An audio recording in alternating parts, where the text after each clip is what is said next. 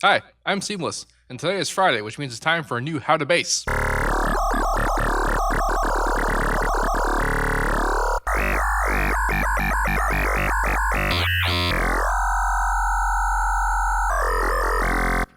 Okay, so what I'm going to do is a thing that I had tried to do in the past, but didn't really work out so well. Um, and there were some reasons for this, and I discovered the reasons upon watching someone else's video about how to do a particular sound. Um, I don't know if I should link it because apparently in the description of the video where he said that here's a patch, the download was not actually a patch. It may or may not have been a virus of some kind.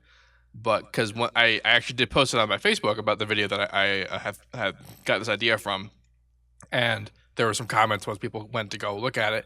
So I'm not so sure that I should actually show you that. But point being, I got this idea from someone else. Also, today's video might be weird because I am working with a giant sample buffer. That's because I'm working on a huge project. It's actually rendering right now, so that's kind of a miracle that this is even working as well. It's 6 songs in one. It's a master project for a band's recording file, and so I had on a higher buffer than usual, which means there's a delay in my voice, and you can probably hear it. Maybe if I move back, it'll be less or something. I don't know. Hopefully it's not too annoying, or if it's not there at all, I can't tell because I haven't heard it yet. And then hopefully also when I try and sync it, it won't be so awful. So this sound, I'm actually going to start fresh. A fresh citrus. I'm going to turn it down, leave the other one because it gets kind of loud. Yeah, so default. Now, this is actually, it's kind of like, this is big, it's sort of backwards synthesis or like reverse FM. And that doesn't really mean anything. It's not actually what, technically like FM in reverse, because what would that even be? But normally when I do FM, I am modulating a fundamental tone by a fundamental tone plus a higher harmonic. That's how I get the usual sounds that I get. However, what I'm going to do is I'm not gonna change the pitch because that's not bass. Point being though, I'm going to FM it by a oscillator that is at bass pitch. So here we have operator 2, right? I'm going to turn it down some number of octaves. So the way that ratios work is that it's half and double. So like 1 is the octave lower than 2, and 4 is an octave higher than 2, and then 8 is an octave over 4, and then there's harmonics in between. That's 2. So as you know, that's how that business works. So when I want to go to the bass octave that I want, I actually need to go to 0.25 for my ratio, because half of 1 is 0.5, half of 0.5 is 0.25.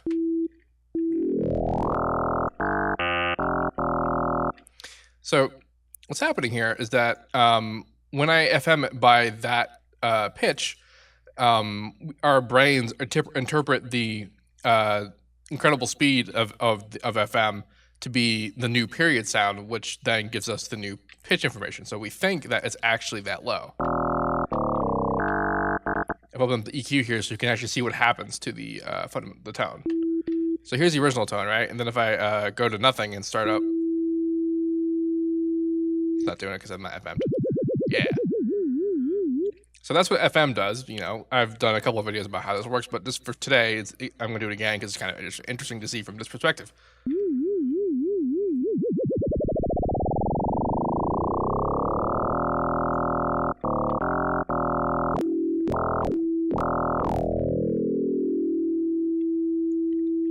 So now here, the fun part about this is that the pitch of the sound that we're getting is actually a function of the FM, which means that we can actually change the pitch of the other tone to be whatever we want.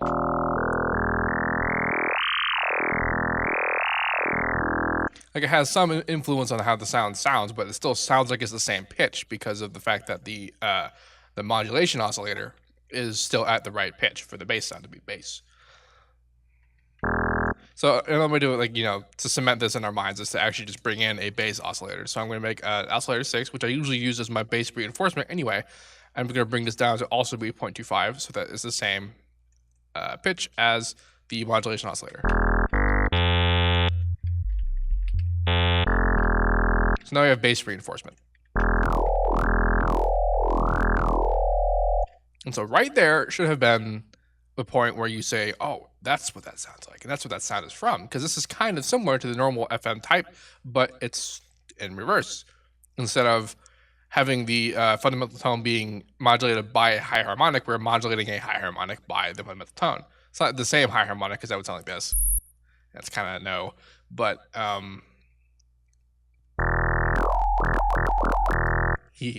as a result, the modulation is also opposite. So if I were to make, my usual curve on mod X over here, we feel that the top actually is at the bottom. So we want to bring it around. And I personally like to have it not go all the way down, because all the way down is there's just a sine wave up top.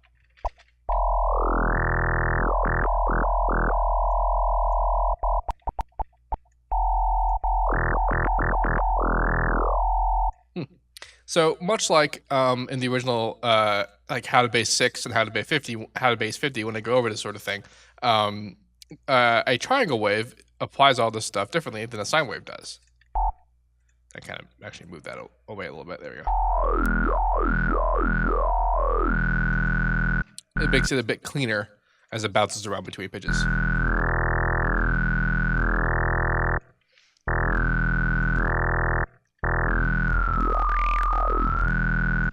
You can screw around with that and get lots of interesting results. So another fun, what I ended up doing to get the final result is I actually FM'd 2 different high harmonics by the fundamental tone. And what I did is I made a third oscillator output and set it, so this is 5. I'll set this one to like 8. If I go down to top, we'll see where it actually is. Yeah, 8. Fine. So you're 5. And I'm also going to FM that by 2. I missed. I'm going to set the mod X parameter to be similar to the number 1. I could make it an X, but I don't really care right now. And it makes interesting things happen to the vowel formation, not the format, the formation, vowel formation of the sound.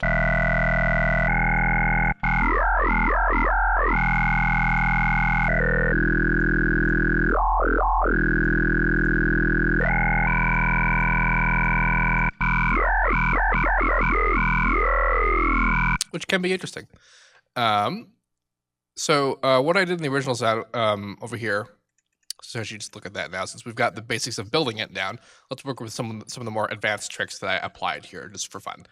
You see that I actually have 4 knobs here engaged, which indicate that not only am I modulating 2 different output, I'm also modulating with 2 different inputs. And the reason why I'm doing that is because one's a triangle wave, and the other one's a sine wave. And I'm crossfading between them with modulation Y.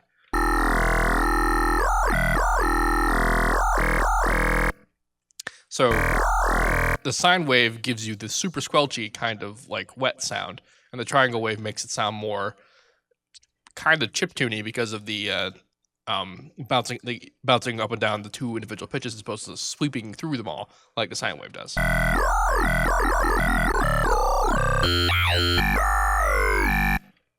Which can be fun.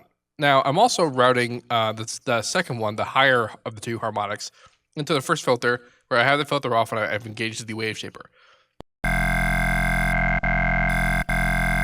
And that's giving it the slightly sharper sound than what they would have otherwise. And I also have the original first oscillator going out.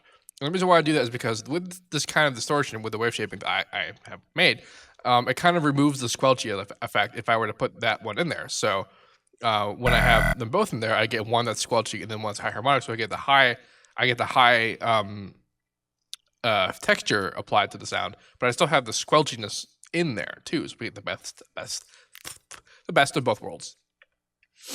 And the crossfading thing is I have 2 and 4 are the modulating oscillators. I go into volume, and then I have mod Y, and I have the shape just be the opposite for both. So the one side is sine and one side is triangle. Top is sine, bottom is triangle is for this particular patch. I think I'll put this patch up for download in the description so that y'all can take a look at it. That's pretty much it.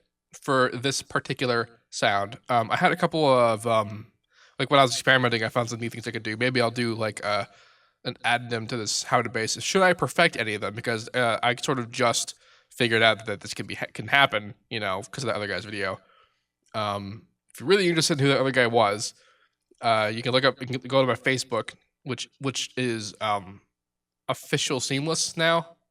That's what my Facebook is. It's not. You can look at the links in my description. I have all the links there. But point being, it was a recent post, and it was like a how to do scary monsters, nice sprite space the easy way, using Citrus, and whether or not he got as close to the sound as you might have liked.